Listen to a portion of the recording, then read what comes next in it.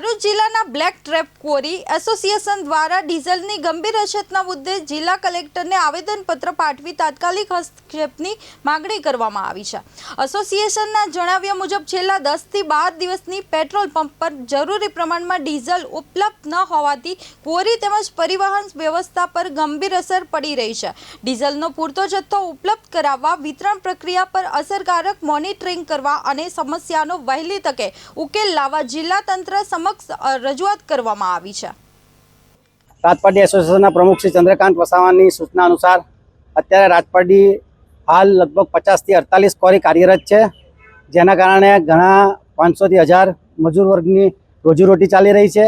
પરંતુ હાલ વિશ્વસ્તરીય જે યુદ્ધ ચાલી રહ્યું છે એના કારણે ડીઝલની માત્રા અમને પર્યાપ્ત નથી મળી શકતી, જેના કારણે અમને ખૂબ તકલીફ પડે છે। મશીનરી જે ક્વોરીની છે એ અમે રોડ પર લાવી નથી શકતા।